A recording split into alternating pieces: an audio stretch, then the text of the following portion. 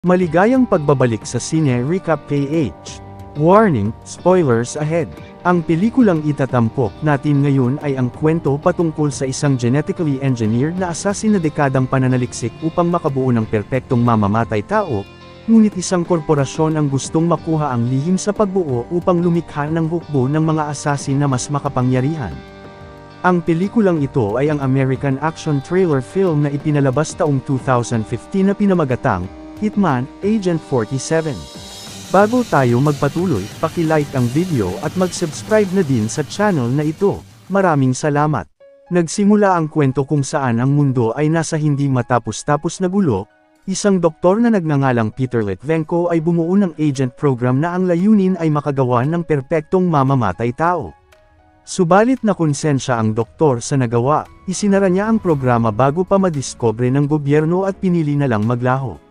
Pero maraming gustong buuin ulit ang programa ngunit lahat hindi nagtagumpay, hinanap nila ang doktor at isang batang babae ang nadiskubre na maaaring makakapagturo sa kinaroroonan nito. Sa kasalukuyan, ang Syndicate Corporation na nagbabalak buksan ulit ang programa na nakabase sa Austria ay nakakuha ng impormasyong nasa Berlin, Germany ang bata na ngayon ay dalaga na. Pero may nakasubaybay sa kanilang isang assassin na nagtatrabaho mula sa International Contract Agency na hinahanap din ng babae.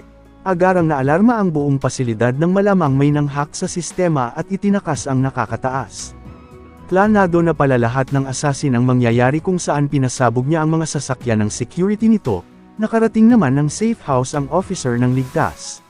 Ngunit pagdating sa loob patay na lahat ng kanyang mga tauhan at maging ang mga kasamahan nitong bodyguard, ang assassin na may gawa ay nagngangalang Agent 47 na ang layunin ay pigilan ang plano ng Syndicate Corporation na mabuksan muli ang agent program. Sa pilitang pinaamin ito ni 47 sa kinaroroonan ng hinahanap nila na nagngangalang Katia, matagumpay na nakuha ng assassin ang lokasyon nito ngunit balak sanang manlaban ng officer pero may itinanim na bomba si 47. Dahil doon na alerto ang mga security nito sa lugar at sumugod sa kanya, isa siyang magaling na assassin na higit pa sa kakayahan ng normal na tao kaya napatay niya ang lahat. Samantala, ang Syndicate Headquarters na nasa Singapore na pinapatakbo ng chairman na si Leclerc, nabalitaan niyang napatay ang tauhang naghahanap sa babae kaya nagpadala ulit ito ng magpapatuloy. Sa Berlin, Germany kung saan si Katia nakatira, wala siyang ibang ginagawa kundi ang mahanap ang isang hindi kilalang lalaki. Siya din ay nakakaranas ng pagkakabalisa sa isang kakaibang kakayahan na hindi pangkaraniwan sa tao. Sa mga oras na iyon dumating na si 47 sa Berlin upang hanapin siya doon bilang isa ito sa kanyang misyon. Nakauwi na din si Katia na bigo na namang makahanap ng impormasyon sa taong lagi niyang nakikita sa isip. Nakumpirma ni 47 na naroon nga ang target niya sa lugar. Nakatanggap din ito ng tawag mula sa kanyang handler na may kalaban siya sa paghahanap sa babae na padala ng syndicate at binigyan lang siya ng 48 oras para tapusin ang parehong target. Habang natutulog si Katia nakaramdam ito nang may paparating bilang may kakayahan siyang nakikita ang nasa paligid. Mabilis itong iniligpit ang mga gamit at tumakas bago pa dumating ang assassin na naghahanap sa kanya para tapusin ito. Nagtungo si Katia sa istasyon ng tren para sa binabalak na pagtakas pero may lalaking lumapit na nakakakilala sa kanya na nagngangalang John Smith. Hindi sana interesado si Katia dahil hindi niya ito kilala ngunit inalok siya ni John ng kaligtasan at bigla ulit niyang nakita ang taong sumusunod sa kanya. Sinabi sa kanya ni John na papatayin daw siya nito at kinumbinsing pagkatiwalaan siya. Nagtataka si Katia kung bakit may gustong pumatay sa kanya, dahil daw ito sa taong hinahanap niya na sobrang ikinagulat nito. Dahil doon naniwala na si Katia kay John, nagtungo siya sa ibinilin sa kanyang lugar kung saan sila magkikita habang pinipigilan naman ni John ang assassin. Muntik na ding mapatay ni 47 ang target niya pero napigilan ito ni John. Naglaban ang dalawa sa riles ngunit masyadong malakas ang agent buti na lang may dumating na train kaya nakatakas ito at nagkita ulit sila ni Katia. Agarang sumakay ang dalawa sa nag-aantay na kasamahan ni John para tumakas. Ngunit bago pa sila tuluyang nakalayo napatay ng assassin ang driver na kasama ni John. Wala na silang nagawa kundi abandonahin ang sasakyan, habang patakas sinabi ni John na nagtatrabaho siya sa isang korporasyong tinatawag na syndicate at naroon siya para protektahan ito sa assassin na gustong pumatay sa kanya na nagngangalang 47. Pagkatapos nagtungo ang dalawa sa alam ni John na ligtas na lugar na embahada ng Amerika, Gumawa siya ng eksena upang hindi na makasunod ang agent. Habang nasa kustodiya na ang dalawa sa embahada, biglang nakita ulit ni Katia sa isip ang assassin na gustong pumatay sa kanya na kasalukuyang papasok sa embahada. Laking gulat na lang ng mga security nang makita na baril ang nilalaman ng bag sa scanner. Hinuli si 47 sa pagdadala ng malakas na uri ng armas at inalam kung sino siya. Nagpakilala si 47 na isa siyang assassin na hinahanap ang babaeng nasa kustodiya nila at nagbanta ito sa buhay ng officer pag hindi siya pinakawalan. Nagalit ang officer at inihayag na wala itong magagawa dahil hawak nila ito. Sinabi ni 47 na baliktad, siya ang nakulong kasama niya at doon na ginamit ng assassin ang baril niya para makalabas na ikinagulat na lang ng lahat. Nang malaman ni John ang nangyari sa labas agaran itong kumilos para mahanap si Katia. Nakasuot naman ang uniform ng security si 47 kaya hindi ito nakilala. Nang makalabas ang dalawa nagnakaw ng sasakyan si John para tumakas. Sinubukan din silang habulin ng assassin na may ibang binabalak.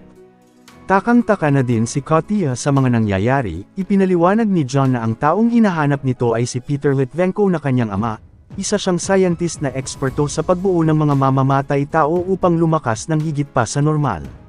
Gulat na gulat si Katia sa nalaman na halos hindi makapaniwala, ang ipinagtataka niya lang kung anong kinalaman niya doon at bakit siya ipinapapatay. Sinabi ni John na siya ang susi para mahanap ulit ang ama nito ngunit bigla na lang tinamaan si Katia ng bala. Kinalaunan, matagumpay na nakatakas ang dalawa dahil daplis lang ang tama ni Katia sa braso. Pinayuhan siya ni John na kailangan niyang magtago pero gustong mahanap ni Katia ang ama. Inilabas ni Katia ang mga gamit niya sa paghahanap sa ama sa tulong ng kaalaman ni John sa pagkatao ng ama at sa pagtagpi-tagpi ng mga kwento nito natagpuan niya din ito sa wakas, ngunit bago niya pa maisabi dumating ang agent at pinatay si John at isinama si Katia. Nagising na lang si Katia na nakatali dahil pinili ni 47 na huwag itong patayin. Nang hawakan siya nito nakita ni Katia sa kanyang memorya ang dating kasama pa ang ama kung saan naroon din ang agent bilang parte sila pareho ng programa ng ama. Hinahabol ang kanyang ama noon ng mga taong gustong makuha ang formula kaya itinago siya nito at iniwan. Nang malaman na ni Katia na hindi pala talaga sila magkalaban hiniling niyang pakawalan siya, ngunit binigyan ito ni 47 ng pagsubok na makawala sa pagkakatali habang nasa bingit ng kamatayan hanggang sa nagawa niya itong matakasan. Nagtataka na si Katia kung paano niya nagagawa ang mga ganoong bagay. Sinabi ni 47 na pareho lang silang programa ng kanyang ama bilang siya ang pang 90 at higit na mas makabago. Ngunit madami palang kalaban sa ibaba ang nakapaligid sa kanila. Gusto ni Katia na magtago pero pinigilan ito ni 47 upang labanan ang takot niya at harapin ang mga kalaban. Habang isa-isang pinapatumba ng agent ang mga kalaban, dumating si John na buhay at lumabas na kabilang pala ito sa mga gustong mahanap ang ama ni Katia. Nagkaharap sila ni 47 na ikinagulat na buhay pa ito, isa din palang eksperimento si John na hindi tinatablan ng kahit anong armas at sandata. Naglaban ang dalawa kung saan natatalo si 47 at inangkin na mas magaling ito sa kanya, pero dumating si Katia para iligtas ang agent gamit ang pagpasabog ng makina ng eroplano kung saan siya sinanay. Pagkaalis nila sa lugar inalam ni 47 kung nasaan si Litvenko, pinapangako ito ni Katia na huwag sakta ng ama at saka sinabi ang kinaroroonan nito na kasalukuyang nakatira sa Singapore. Samantala bumalik si John sa hotel na huling magkasama sila ni Katia. Nalaman niya na din kung saan ito matatagpuan at agarang pinaalam sa chairman upang bantayan ang pagpasok nila ng Singapore. Sa airport dinalaan ni 47 si Katia na iwasan lahat ng mga CCTV camera upang hindi sila matrack bilang isa ulit ito sa kanyang pagsasanay. Ginawa ni Katia ang makakaya niya na iwasan lahat hanggang sa makalabas ito ng airport kung saan nag-aantay na si 47 at nagtungo sa hotel na kanilang tutuluyan. Ngunit nakuhaan pala ng video footage si Katia sa labas ng airport. Lumabas na muna si Katia para maligo sa pool, pagbalik niya sa loob na abutan na lang nitong tulog ang agent kaya kinalas niya ang baril nito upang magsanay. Ngunit bigla na lang may dumating na mga kalaban sa kanilang silid. Hinarap ito ng agent sa mano-manong laban dahil hindi niya makita ang baril hanggang sa napatumba niya lahat, humingi naman ng tawad si Katia sa pangingialam sa gamit nito. Pagkatapos, bumaba na ang dalawa at may nakita si 47 na batang may hika sa elevator, kinuha niya ang gamot nito kapalit ng kutsilyo. Agarang nagtungo ang dalawa kung saan matatagpuan si Litvenko, mangiyak-ngiyak si Katya na makita ulit ang ama at inalam kung bakit siya nito iniwan. Gusto lang ng kanyang ama na mamuhay ito ng normal na malayo sa nagawa niya noon sa nakaraan. Pero hindi sang-ayon si Katya sa ginawa sa kanya bilang may kakayanan na higit pa sa normal na tao.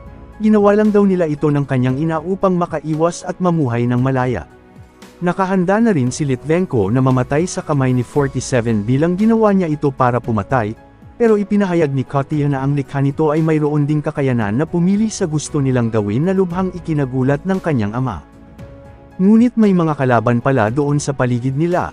Agarang itinakas ng agent ang mag-ama subalit dumating si John kaya humanap ito ng ibang madadaanan. Hinabol sila ng mga tauhan ni John sakay sa motorsiklo hanggang sa wala ng ibang madadaanan. Sa tulong ng kakayahan ni Katya nakalabas sila sa lugar. Nagtataka na lang din si Litvenko kung bakit hindi na lang nila ito barilin. Sinabi ni 47 ang uri ng katawan nilang naka-subdermal body armor, namangha ang doktor na nakabuo pala sila ng ganung pananggalang. Patuloy pa din silang hinahabol ni John pero nagawang makatawid ng agent sa harang habang bumunggo sila John kaya tuluyan na itong nakatakas. Nang malayo na sila inaalala ni Litvenko na hindi pa din sila titigilan ng syndicate chairman, iminungkahi ni Katya na tapusin na lang ito pero malabo daw itong mangyari dahil wala pang nakakalapit kay Leclerc. Hanggang sa bigla na naman silang inatake ng mga kalaban, hinuli ang sasakyan nila dahilan nang hindi na ito makagalaw. Lumabas na si 47 at hinarap ang mga kalaban, pinatay niya isa-isa ang mga ito kung saan ipinakita niya ang husay sa pakikipaglaban. Itatakas na din sana ni Katya ang ama ngunit tinamaan ito ng bala, hindi niya na din kayang maglakad pa kaya nagpaiwan na ito at nakiusap kay 47 na itakas ang anak. May iniwan ang agent sa bulsa ng doktor saka isinama si Katya para tumakas dahilan ng nahuli si Litvenko. Gusto sanang bumalik ni Katya para iligtas ang ama pero pinatulog siya ni 47 upang pigilan. Samantala sa syndicate headquarters, hawak na nila ngayon ang doktor at pilit kinukuha ni John ang formula sa pagbuo ng agent, pero nagmamatigas si Litvenko at ayaw magsalita. Pinahirapan nila ang doktor para magsalita na pero wala pa din silang nakuha. Hindi na matiis ni Leclerc kaya lumabas na ito ng kanyang silid para siya na mismo ang magtatanong. Naroon lang din pala si 47 sa paligid nagmamasid. Nang balak ulit itong pahirapan ni John na maaaring ikamatay ng doktor dumating ang chairman at pinigilan siya saka pinag-antay lahat sila sa labas.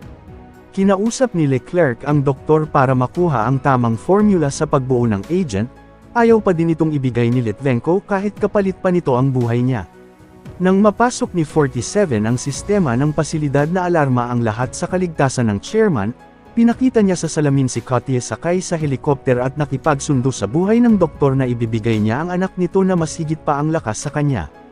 Pumayag si Leclerc at pinalanding ito sa itaas ng gusali, galit na galit naman si Katya sa pagtatridor sa kanya ni 47 kaya ibinunggo nito ang helikopter sa gusali hanggang sa makapasok sa loob. Doon ipinakita ni Katya ang kakayahan niya at galing sa pakikipaglaban. Agara na din itinakas ni John ang chairman pero nakaabang na pala si 47 sa kanila. Nakalaban ng agent ang taong hindi naman tinatablan ng bala, hirap na hirap siyang talunin ito pero gamit ang sarili nitong kakayahang armor na patay siya ni 47 sa kuryente. Dumating din si Katya na nagbabantang papatayin ito pag natapos na sila, sinundan ng dalawa si Leclerc patungo sa rooftop na balak ng tumakas. Pagdating doon nakaharap nila ang mga tauhan nito at nagtulungan sa pakikipaglaban, nakita na lang ni Katya na itinakas na ang kanyang ama dahilan ng muntik na itong matamaan kung hindi sinalo ni 47 ang bala. Habang nasa itaas nakikita ni Litvenko ang kakayahan ng anak nga sobra niyang hinangaan, gamit ang ibinigay ni 47 pinasabog niya ang sarili kasama si Leclerc upang matapos na ang lahat.